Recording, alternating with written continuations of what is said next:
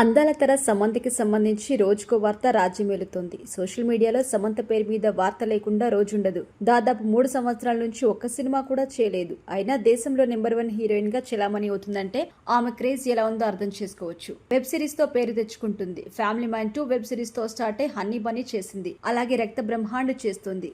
ఒక్కో సిరీస్ కి 10 నుంచి 12 కోట్లు పారితోషికం తీసుకుంటుంది. ఫ్యామిలీ మ్యాన్ 2 వెబ్ సిరీస్ చేసే సమయంలో ఆ సిరీస్ దర్శకద్వయంలో ఒకరైన రాజ్ నిడుమూరితో సమంత ప్రేమలో పడిందట.